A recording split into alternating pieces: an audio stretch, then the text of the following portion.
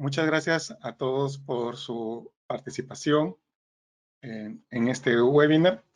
Eh, Vengo trabajando en temas de tecnologías de información más de 20 años y esta parte de tecnologías de información lo he ido asociando a distintas disciplinas, como es la parte de seguridad de la información, continuidad de negocio, calidad, y en esta oportunidad hablaremos un poco de antisoborno, ¿no? Este término del soborno es algo que nos afecta mucho a nivel de país, a nivel de organización. Es algo muy interesante para poder combatirlo, de tal manera que a nivel de ISO, pues hizo una propuesta para atender este flagelo, ¿no? El soborno. Así que voy a compartir algunas estrategias para implementar sistemas de gestión anti-soborno. Quiero empezar comentando que la ley no inhibe el delito. Esto tiene dos connotaciones. El hecho que establezcamos políticas, establezcamos un sistema de gestión, establezcamos leyes, regulaciones, pues simplemente no va a desaparecer este flagelo, ¿no? Con lo cual tampoco no hay que pensar que ya perdimos la batalla, con lo cual no estar pensando de que esto ya tiramos la toalla, como se puede decir en algunos lugares, pero viene la otra parte que nos toca trabajar mucho en la gestión. Lo que siempre digo en todos lados es que jamás hay que perder la gestión. Eso debe ser constante y teniendo presente que este tema del soborno ha ido aumentando cada vez más. Propondré algunos comentarios, con lo cual tenemos que tener un buen sistema que maduro en el tiempo que nos ayude a contrarrestar este flagelo. Hay una definición que quiero comentar rápidamente, que es de la ISO 37001, que es el objeto que vamos a usar para el sistema de gestión antisoborno, que define como oferta, promesa, entrega, aceptación o solicitud de una ventaja indebida de cualquier valor que puede ser de naturaleza financiera o no financiera, directamente o indirectamente, independientemente de su ubicación, en violación de la ley aplicable, como incentivo o recompensa para que una persona actúe o deje de actuar en relación con el desempeño de las obligaciones de esa persona. Entonces, el soborno está explícitamente circundado a nivel de una persona y lo que va a buscar es la modificación del desempeño de sus obligaciones, ¿no? Entonces, esto para entender que está relacionada a persona, y en la nota 1 lo interesante es que esta definición es genérica, ya que el término soborno es definido por la ley antisoborno aplicable a la organización, que quiere decir que en el país en que nos encontramos o la cual pueda tener algún tratado con otros países o la firma de un convenio internacional, va a tener otra definición de soborno, con la cual tenemos que diferenciar cuál es la que se estipula a nivel de ley en nuestro país y otra la que se está utilizando a nivel de entendimiento de soborno como sistema de organización en nuestra organización. Entonces, quise poner este término para estar claros en a qué nos estamos refiriendo y a quién está afecto. Entonces, voy a proponer un contexto de este desempeño en la cual, pues, hablábamos que el soborno está a nivel de persona, que quiere decir que hay una persona que va a sobornar a otra persona. Y esta otra persona puede recibir algún beneficio financiero o no financiero, ¿no? Lo interesante que puede esta acción tiene muchas variables, ¿no? una de esas variables puede ser que exista en organizaciones que no tengan tecnologías de información, pero eso casi al día de hoy es imposible. Casi todos tienen algo de tecnología de información en pequeña, mediana o gran escala. Entonces, yo me voy a referir el contexto de desempeño de este usuario a nivel de tecnología de información que existe dentro de una empresa. Entonces, hay una relación que existe entre dos personas, ¿no? Una que va a estar sobornando a otra persona para modificar su acción. Lo interesante es que esta persona que ha sido inducida al soborno o motivada al soborno, pues utiliza elementos de tecnología de información para hacer su trabajo. Entonces, ahí hacemos una diferenciación de los activos que puedan existir, ¿no? Como tenemos la parte de un endpoint que puede estar accesando a una página web que va a estar entrando algunos datos que tiene la organización. Entonces, esto se hace muy interesante al día de hoy en este 2021, porque casi el 90% o un poco más, un poco menos, de estos usuarios están fuera de la organización, están trabajando en su casa, están por ese tema de la pandemia. Ya llevamos un año en esta modalidad, con lo cual se ha sido más interesante desde el punto de vista soborno, porque habría que ver los controles que pudieran tener las organizaciones para poder monitorear esto, ¿no? Pienso que a nivel de persona tendríamos que tener claros que esto no existiría si es que tuvieran estas personas valores, éticas, un buen comportamiento, integridad, honestidad, ¿no? Pero como eso es muy subjetivo en algunos puntos para compararlo, para medir qué tan honesto somos, nos toca pensar desde el otro punto de vista en que todos pudiéramos ser susceptibles a soborno, todos, porque alguien te puede sobornar, pero otra cosa es lo que tú puedes acceder hacia ello, ¿no? Con lo cual, esta persona, este usuario dentro de la organización tiene una identidad, tiene un nombre de usuario, tiene una creación dentro de los sistemas, con lo cual es necesario reforzar características de seguridad como son la autenticidad, responsabilidad y no repudio. Cuando hablo de autenticidad, es que fehacientemente la organización garantice que ese usuario es quien dice ser en cualquiera de los dispositivos que esté utilizando cuando accese a la información o a la aplicación que tiene la organización. Y cuando hablamos de responsabilidad, que tenga la conciencia que sus actividades tienen responsabilidades. Esas responsabilidades vamos a ver luego que va a estar dentro de un parámetro que puede ser administrativo, civil o penal, ¿no? Cuando hablamos de administrativo, puede ser que suspensión de actividades sin goce de haberes, llamada de atención, depende del nivel de incumplimiento que pueda tener esta persona, ¿no? Y la parte de no repudio es la parte interesante, porque este usuario, vamos a ver luego, tenemos que fehacientemente demostrarle todas las actividades en la parte tecnológica que ha estado realizando, ¿no? Y esto porque el soborno es un delito, con lo cual tenemos que demostrarlo para que se pueda ya llevar a un punto civil o penal.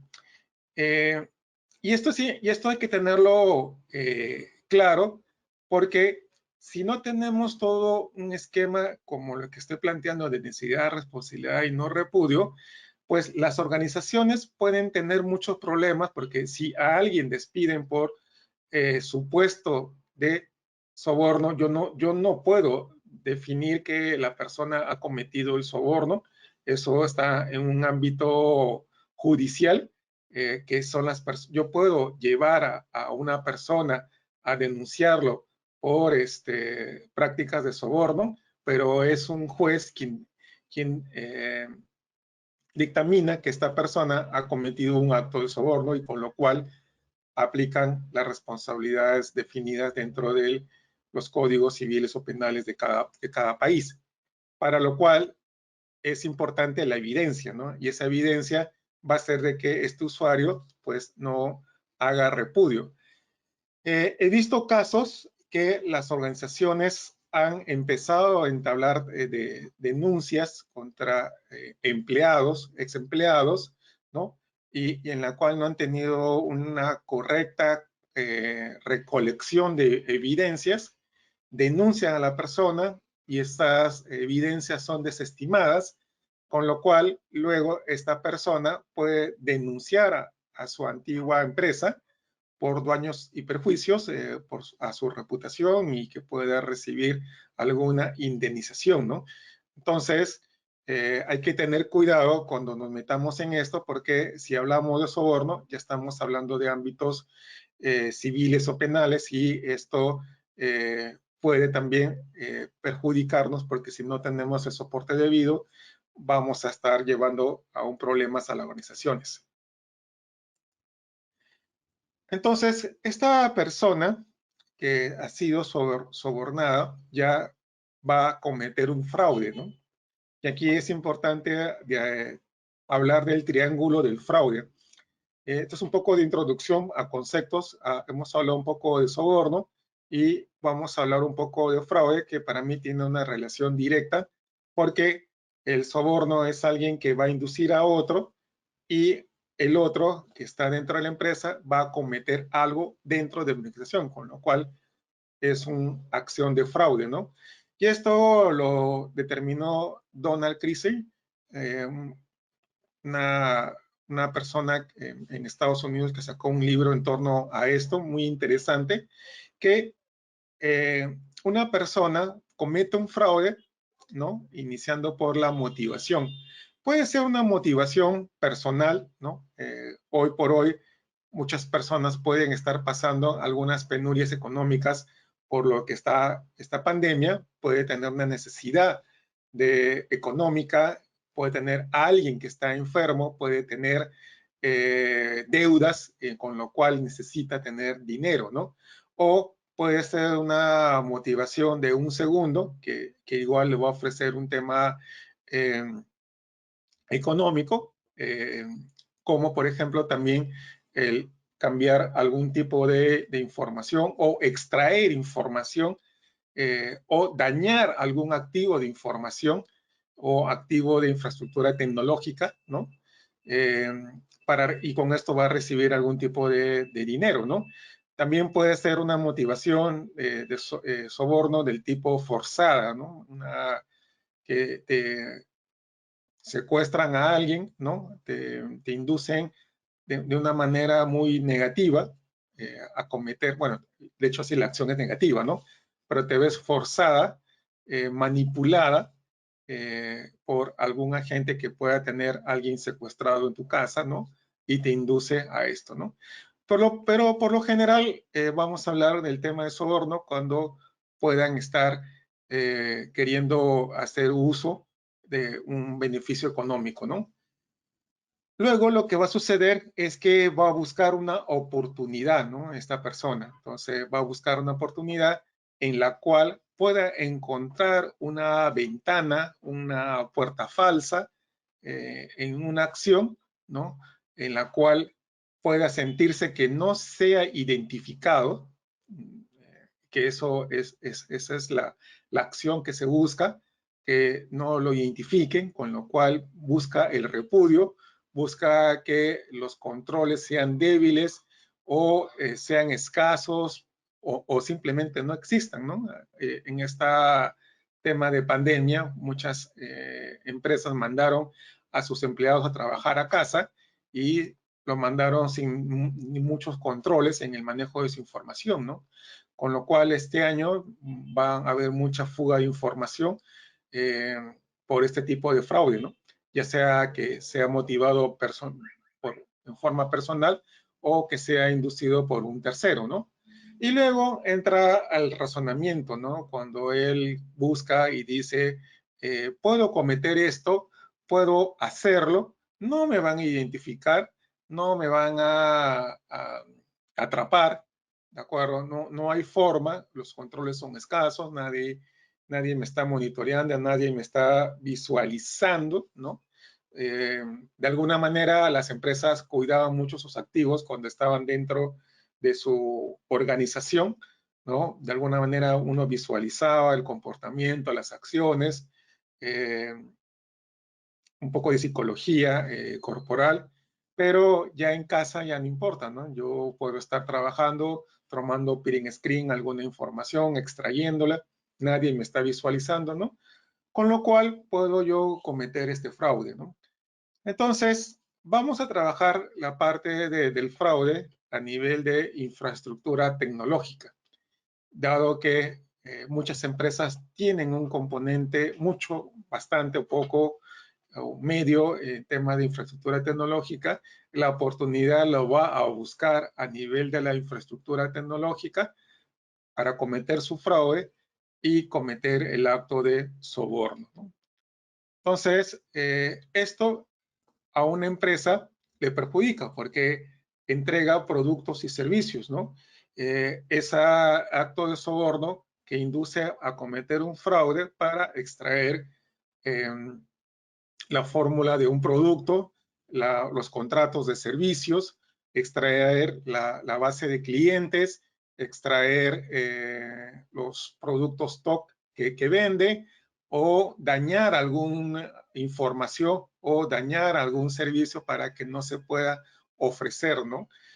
Toda vez que ahora las empresas tienen mucha o casi al 100% dependencia de estas tecnologías de información para poder entregar estos productos y servicios.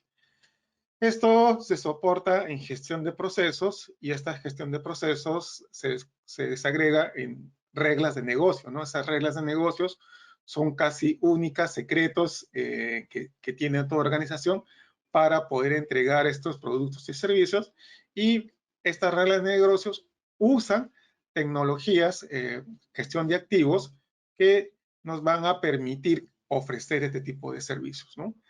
Y ahí está la persona, ¿no? Está personas que están haciendo uso de estos activos para procesar las reglas de negocios para entregar productos y servicios, ¿no?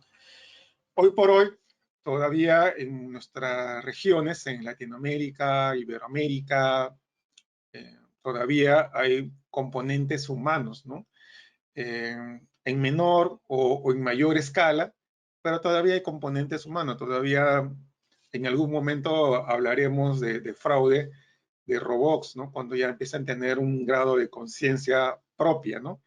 Pero todavía no llegamos a eso, pero entonces circundamos esto a que hay una persona que está siendo inducida a soborno para cometer fraude utilizando activos que van a afectar a reglas de negocio y que van a afectar a productos y servicios, ¿no? Entonces, para trabajar los temas de antisoborno, vamos a hablar de organización a nivel tema de legal y a nivel tema de infraestructura tecnológica, ya que la organización nos va a ayudar a prevenir actos de soborno, ¿no? La parte de infraestructura tecnológica nos va a ayudar a detectar actos de soborno, y la parte legal nos va a ayudar a enfrentar, ¿no? Porque atrapo a una persona y lo despido por actos de soborno y tengo que llevarlo a un acto judicial, ¿no? Porque si no lo hago, esta persona me va a demandar a mí por despido arbitrario porque la empresa no puede definir o estipular o marcar a una persona eh, como un acto de soborno, ¿no? Entonces, vamos a separarlo como estrategias en estos tres enfoques. A este tema de antisoborno hay que verlo mínimo de estos enfoques. Pudiera haber más enfoques, pero la forma que yo lo he llevado, lo he visto primariamente de estos tres enfoques.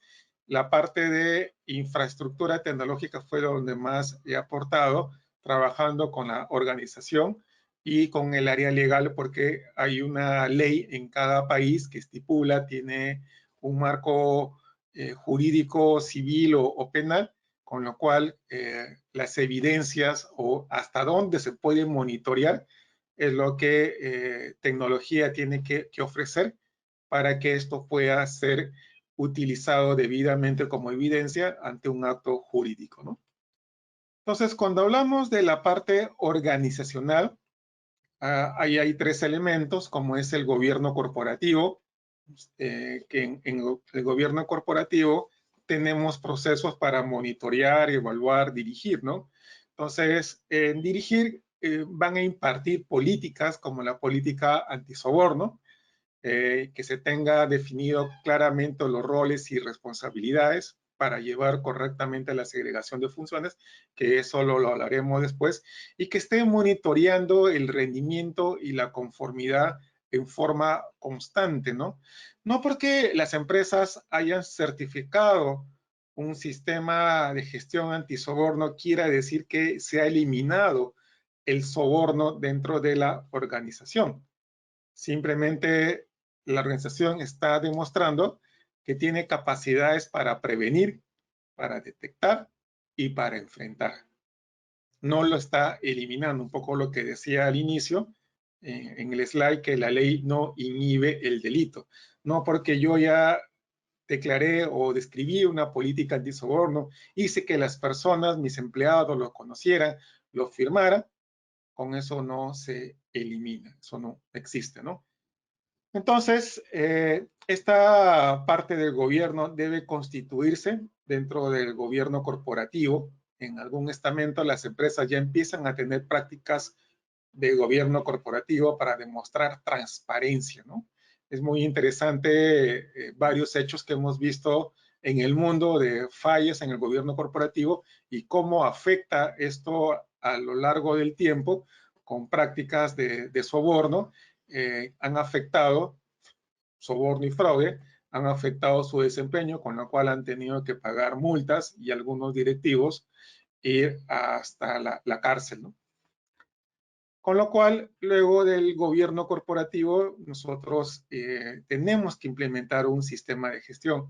¿Bajo qué? Bajo el modelo de la ISO 37001, ¿no? Que eso es un modelo que nos ayuda a aplicar un modelo de planificar, hacer, verificar, actuar, que es un sistema de gestión vivo, permanente. Acá varios comentarios. Yo hago auditoría a sistemas de gestión como auditor interno, con lo cual tengo que visualizar este modelo. Y acá hay varias propuestas, ¿no? Hay unas muy simples, básicas, con las cuales la organización implementa, buscan el sello, ¿no? Acá está que tengo mi sello de sistema de gestión antisoborno, pero no es vivo, ¿no? No es práctico, no agrega el rendimiento que se busca, ¿no? No demuestra la conformidad que se busca. Entonces, va a depender de la madurez que pueda tener la organización para implementar, mantener y hacerle un crecimiento constante a un sistema de gestión. Un sistema de gestión no es algo que yo instalé y me olvidé hasta la siguiente auditoría, ¿no? Me ha tocado auditorías en sistema de gestión, que la cual pues va a depender también de lo que implemente, quién audite, ¿no? Hay muchos enfoques de auditorías, como son las monolíticas, ¿no? Que miran secciones por sección. Yo hago un poco más las transversales, ¿no? Comienzo a buscar algo de planificación que se conecta con la evaluación de desempeño y cómo esto afecta al liderazgo, con lo cual el soporte y la operación no se ha hecho correctamente, ¿no? Entonces, esa vista transversal nos demuestra que un sistema de gestión se está aplicando, utilizando correctamente, que sirva, ¿no? No necesariamente para tener un sello, pudieras también tener un sistema de gestión no certificado, con lo cual lo tomas un tiempo para madurarlo, para aplicarlo, para que te ayude a prevenir, ¿no? No simplemente un saludo a la bandera por ponerlo. Y los empleados se dan cuenta de esto, no se dan cuenta cuando es algo simplemente para la foto, cuando es algo para papel, pero que en la práctica no sirve, con lo cual ya deja de ser serio la organización y propongo muchos a las organizaciones que puedan tomarlo de una manera constante, creciente y que depende mucho de la alta dirección, ¿no? Algo que nos ayuda al sistema de gestión, pues es la gestión del riesgo. Esto es importante porque en este sistema de gestión, desde el requisito 4, nos habla, a diferencia de otros sistemas de gestión, que se tenga que hacer una evaluación del riesgo de soborno, ¿no? Tenemos que identificar, analizar, valorar para determinar un tratamiento. La pregunta aquí es, bueno, acá hay un modelo basado en la ISO 31000, porque es afín a los sistemas de gestión de ISO. Aquí hay varios comentarios. Uno con respecto a qué criterios vamos a tener en función al tema de riesgo, ¿no? ¿Qué criterios se van a estar definiendo? ¿Qué criterios se van a estar proponiendo, consensuando entre todos, ¿no?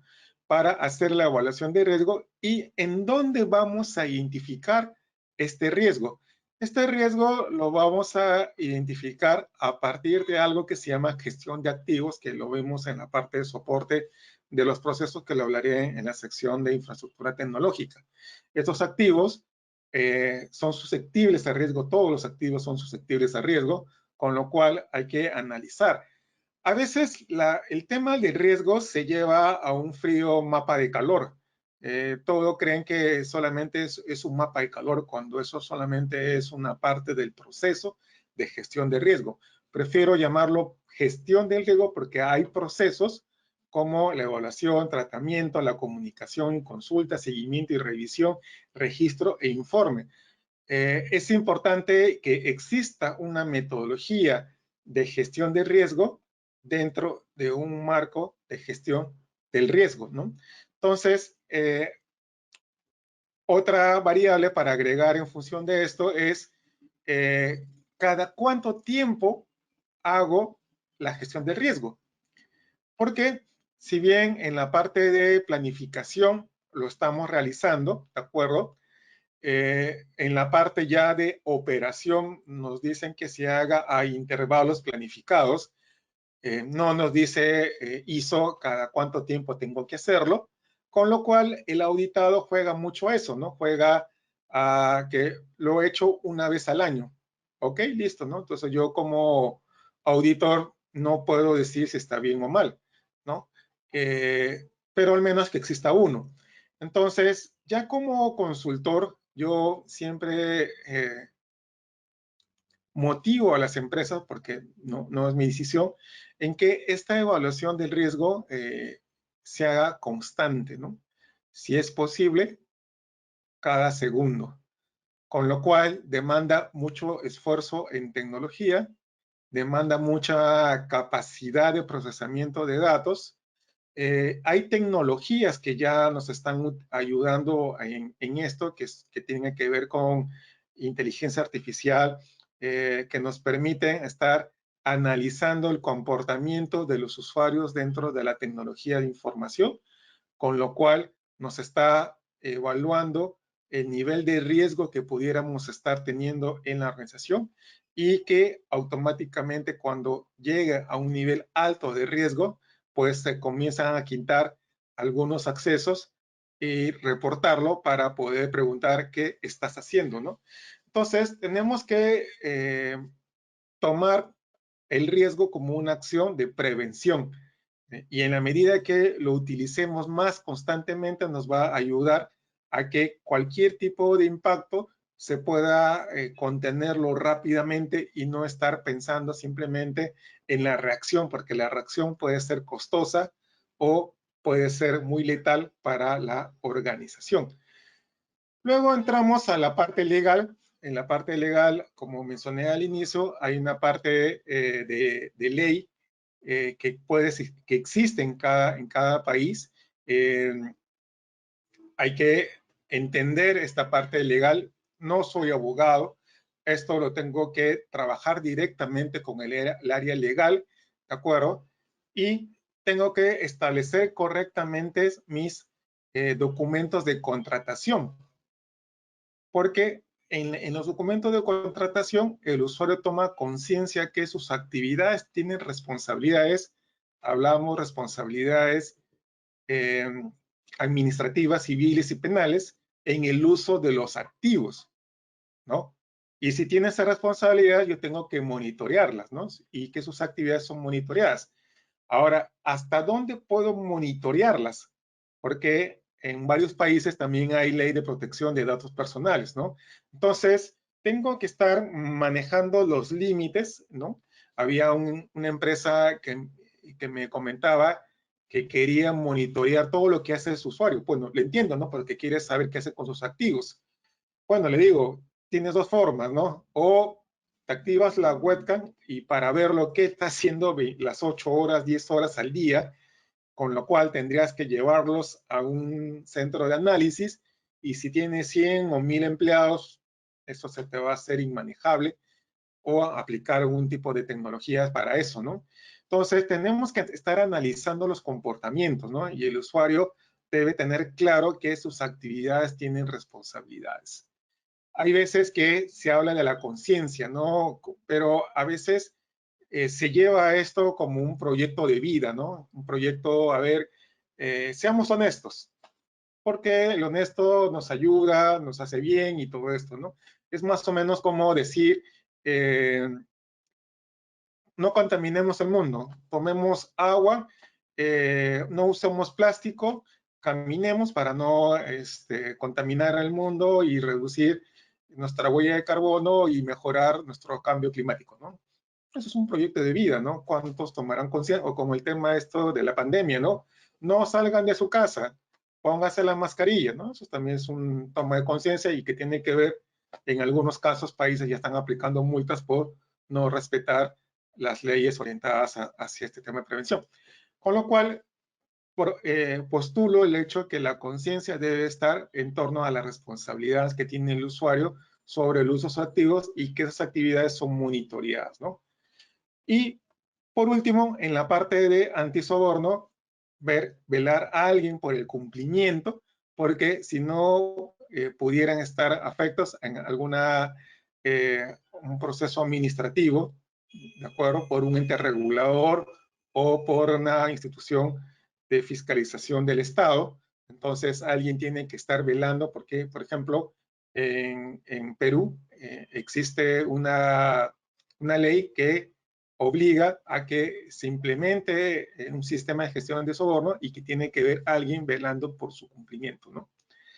Espero que en algún momento madure más este modelo porque se tiene que dar más compromiso y a veces hay que obligarlas a las organizaciones para que puedan hacer esto. Lo interesante es cuando lo hace de manera voluntaria, ¿no? Eso me gusta más porque busca realmente mejorar sus capacidades, ¿no? Bueno, en la parte de infraestructura tecnológica vamos a hablar de la gestión de activos, que ya hemos hablado en slides anteriores, en la cual existen activos primarios, ¿no? Que esos activos primarios son la parte de la información.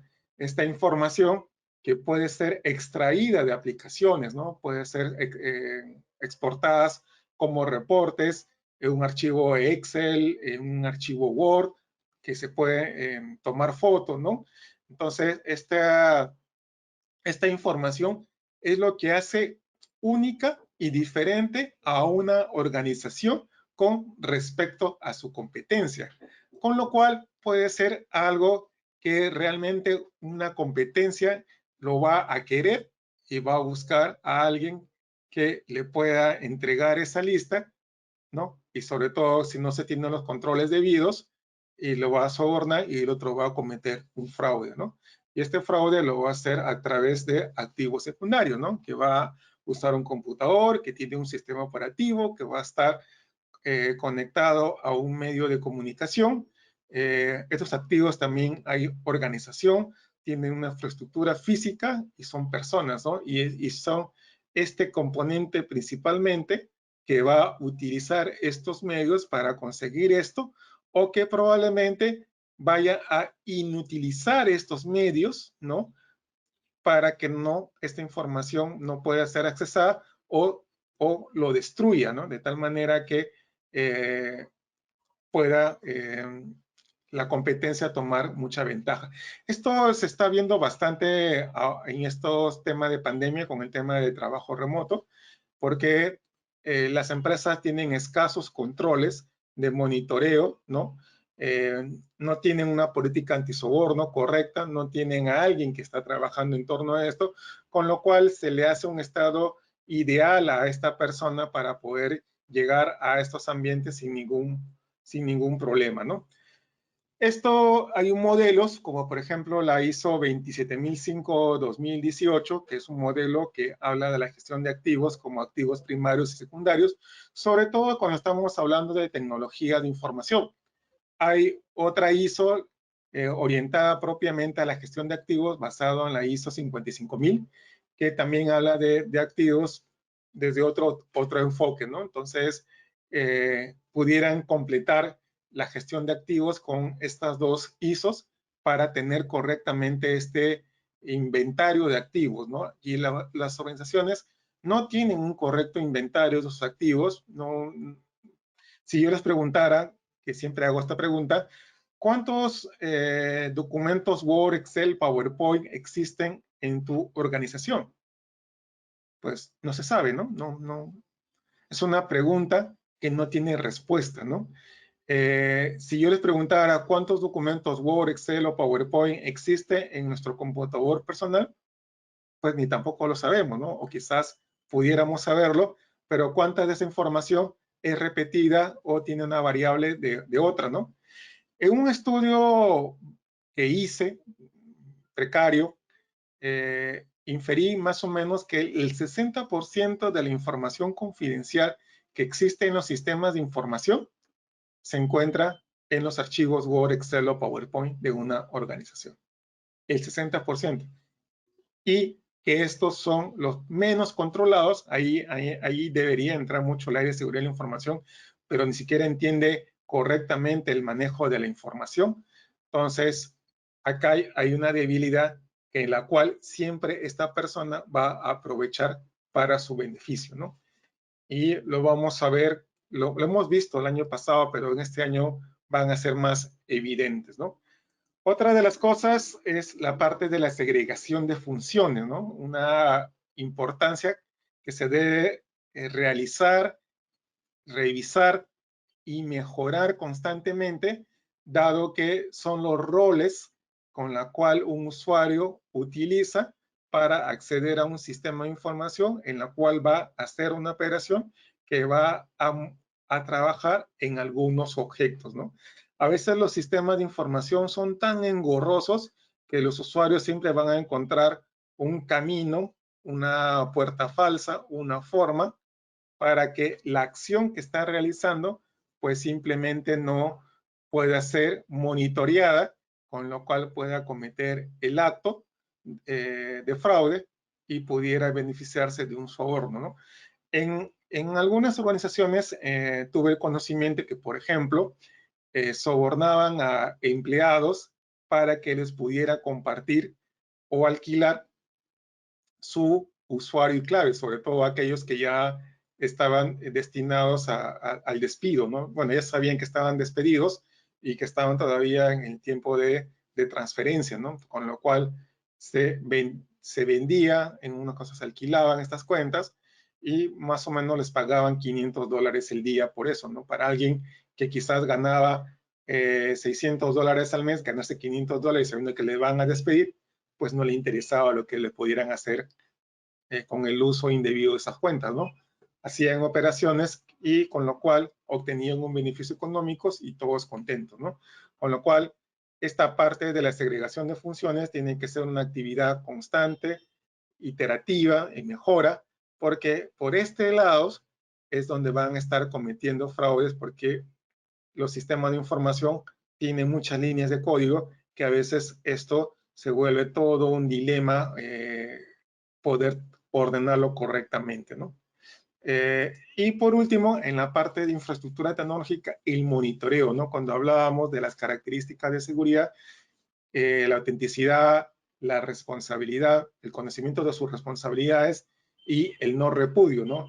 Cuando vaya a cometer alguno de estos actos sobre estos activos secundarios, pues simplemente yo estoy monitoreando y mejor que sea de forma preventiva, porque a veces la forma reactiva es muy costosa, puede ser muy letal para la organización, porque se puede llevar algún activo muy importante, con lo cual debemos correlar muchas información, eventos, registros, casi en tiempo real, para que podamos tomar una acción rápida y que esto no perjudique al desempeño de la organización. Ahí entra herramientas de correlación de eventos con capacidades que también pudieran poner de Machine Learning, que nos ayuden a poder analizar más, porque pudieran haber patrones que no he podido definir. Ahí entra Machine Learning para poder analizar y aprender de nuevos patrones, porque la gente que comete fraude anda evolucionando constantemente sus tácticas, sus técnicas, sus procedimientos, con lo cual necesitamos una capacidad de inteligencia adicional que nos ayude a estar mirando esos pormenores que a veces se nos escapan, ¿no? Y a veces necesitamos implementarlas. Estos proyectos pueden demorar 2, 3 años porque el Machine Learning tiene que estar aprendiendo, ¿no? Y un aprendizaje asistido, porque también si lo dejamos abandonado, pues simplemente no va a aprender. Entonces hay que darle la inversión de tiempo necesaria para que este aprendizaje nos dé el valor que necesitamos. Entonces, a nivel de empresas, hemos hablado que entrega productos y servicios y esto se hace a nivel de procesos que tienen reglas de negocios y que esta regla de negocios necesita de activos, ¿no? Entonces, hemos hablado de activos primarios como la parte de información, activos secundarios como la parte de hardware, software, conectividad, infraestructura, organización y personas. Y la pregunta es, ¿cómo consigo esto? Pues simplemente la parte de organización y persona la vamos a tener recursos humanos, la parte de administración nos dará el inventario de bienes patrimoniales, ¿no? Logística nos ayudará con proveedores, infraestructura de TI nos ayudará a algo que se llama la CMDB, que es un repositorio donde podemos almacenar información del hardware, el software, la conectividad. Pudieran también que estas software o hardware o conectividad pudieran tener vulnerabilidades técnicas, ¿no? Que alguien pudiera también hacer un hackeo interno para poder acceder o dañar, afectar la disponibilidad de esta información o acceder a esta información, con lo cual la CMDB nos ayuda a tener correctamente esta inventario, ¿no? Y el dueño de proceso que tiene la información. Entonces, luego tenemos la parte de riesgo que debe ser constante, tenemos que hacer una evaluación, un tratamiento, una parte de catálogos que tenemos que estar aplicando correctamente, con lo cual esto nos ayuda a proteger el activo. Entonces, hay una relación en la empresa que debe de haber entre procesos, activos y riesgo. Esa trinidad tiene que permanecer constantemente para que podamos garantizar el desempeño de nuestra organización y que nadie pueda cometer fraude que puede ser, había sido motivado o inducido por una práctica de soborno, ¿no? Algo importante también tener claro para la evidencia que hemos estado hablando hace un rato, ¿no? Que es la cadena de custodia. En un caso, comentaba de asesorando a una entidad pública, el oficial de seguridad me comentaba de que su organización tenía sospechas de que un empleado había cometido prácticas de soborno, con lo cual quería entablar una acción legal sobre él, ¿no? Y que para eso iban a reponer la máquina en la cual él estaba trabajando, reinstalar la imagen que se había tomado de esa máquina, y pues simple en ese momento yo le hablé de la evidencia digital, ¿no? Si te vas a meter a eso, ten presente que el denunciado puede alegar que la evidencia que estás demostrando, que estás entregando, puede haber sido manipulada, con lo cual puede ser no utilizada y con lo cual te puede llevar a una contrademanda, ¿no? Entonces, la mejor propuesta que le dije es, mira, si lo quieres restaurar para aprender y qué cosa mejorar, pues a lo que tú veas necesario.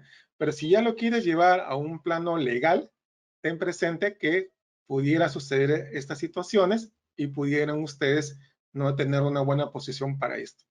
El caso acabó con el determinar un procedimiento de cadena de custodia en la cual está involucrado seguridad de la información, el área legal y el área de tecnología. ¿Para qué? Para que en el momento que se tenga una evidencia o sospecha de soborno a través de un fraude, pues se haga la recolección correcta de la evidencia digital. Quiero acabar esto con una frase de Donald que me gusta mucho: las personas de confianza se convierten en violadores de confianza. Entonces, la confianza es algo que debe ser monitoreada constantemente. La confianza es algo que puede cambiar de un segundo a otro, con lo cual el decir que soy alguien de confianza, tengo que demostrarlo más allá que decirlo, y el demostrarlo va a suceder a través de las capacidades de monitoreo que tenga la organización. Bien, he querido compartir un punto de vista del tema de antisoborno, soportado en temas de tecnología de información. Muchas gracias y quedo a disposición para el turno de preguntas. Muchas gracias, Gustavo, por tu participación. Vamos a esperar unos segundos para que puedan escribirnos sus preguntas. Por el momento tenemos una de María Guadalupe que nos dice: ¿cómo convencer a las altas direcciones para invertir en los sistemas de seguridad digital? Ok, estupenda pregunta. Todo su negocio depende ahora de la parte de tecnología de información. Entonces, yo preguntaría a la alta dirección, ¿qué pasaría si por algún ataque, por algún fraude, pudieran verse afectados las aplicaciones, los datos o la información que pudieran no estar disponibles en 1 hora, 2 horas, 3 horas? Eso va a llevar a pérdidas económicas y en algunos casos en algunas multas por algún ente regulador. Entonces, esa pérdida de ingresos o esa pérdida de dinero puede ser un motivador para que las organizaciones pudieran invertir en algún sistema de protección de su información. Listo, tenemos la siguiente pregunta de Nelson. ¿Cuáles son las ISO aplicables a un proceso de compliance? El tema de compliance, hay otra ISO también de sistema de gestión de cumplimiento, pero más allá del tema de compliance, hay que verlo desde varias aristas, ¿no? Hay compliance a nivel de bancario, en la cual definen que toda organización tiene que tener un oficial de cumplimiento en temas de lavado de activos, ¿no?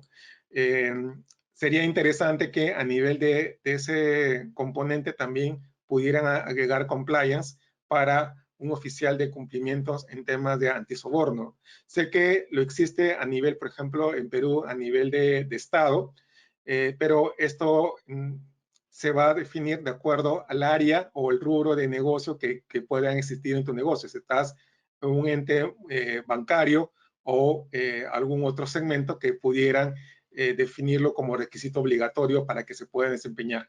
Muchas gracias. Otra pregunta de Jessica Rojas. ¿Qué opinas de las pruebas de confiabilidad preempleo y rutinarias para evaluar candidatos y empleados? Eso va de acuerdo a las leyes de protección de datos personales que tienen cada país, ¿no? En algunos países hay un límite para poder hacer esto.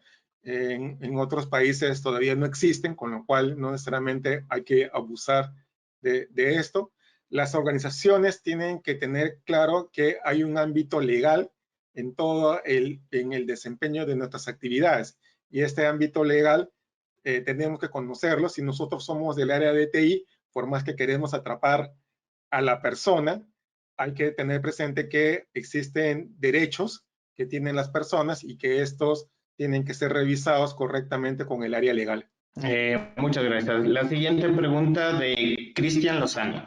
¿Qué relación tiene el antisoborno con el sistema de lavado de activos y el financiamiento del terrorismo? En ambos casos, el sistema antisoborno existe como un sistema de gestión. También hay leyes en torno a esto. El tema del lavado de activos es un fraude que se está haciendo a través de tecnologías de información, que puede ser alguien que está sobornando a otro para que pueda realizar esto. Entonces, siempre hay alguien dentro de la organización que va a ser sobornado por un agente externo o también interno, ¿no? Así que hay una relación directa entre ambas, ¿no? Porque alguien va a sobornar, alguien va a querer hacer el lavado de sus activos y para eso va a querer que alguien modifique los controles para que estas operaciones se puedan realizar y que sobre todo no lo puedan identificar, ¿no? Listo. La siguiente pregunta nos comenta Antonio. ¿La pandemia provocará cambios en la gestión antisoborno a raíz del teletrabajo o no habrá diferencias? Debería cambiarlas, pero esto va a depender de dos puntos de vista. Uno, a nivel de leyes y regulaciones que puedan tener cada país, y la otra de manera personal o, mejor dicho, voluntaria de las organizaciones en que pudieran tener un modelo para que estas prácticas se puedan detectar y que puedan tener los elementos legales, porque si yo atrapo a una persona haciendo fraude, ¿qué hago con ella? Si le voy a despedir, tengo que argumentar por qué la despido, porque si no argumento, se va a tomar como despido arbitrario y la persona te puede demandar. En algunos casos he visto que cuando atrapan a la persona, no tienen las armas legales, lo despiden con un dinero extra como un bono, ¿no? Entonces, las organizaciones tienen que tomar un modelo de gestión antisoborno para que estén mejor preparados, dado que ahora sus usuarios van a estar siendo más susceptibles a este tipo de prácticas para tomar algún beneficio de su organización. Muchas gracias, Gustavo. Esta sería la última pregunta y para que te puedas despedir. Cristian Lozano nos pregunta, ¿dónde puede consultar buenas prácticas de antisobornos? Las buenas prácticas, este documento ISO, que es un buen documento, en su primera versión, ya este año debe entrar 5 años después en su segunda revisión, así que podríamos estar empezando leyendo este ISO 37001 en versión 2016, existe también versión en castellano, tiene una buena literatura, hace referencia a algunas organizaciones que por ahí podrían empezar para poder obtener buenas prácticas. Muchas gracias, Gustavo. Si finalmente te puedes ir despidiendo. Muchas gracias a ustedes por su acompañamiento, por su presencia, por su tiempo para compartir esta experiencia. Voy a estar compartiendo esta información, bueno, como muchas que hago dentro de mi canal de LinkedIn, como Gustavo Viejo La Torre. También muchas gracias a EALDE y buenas tardes, buenas noches o buenos días a todos.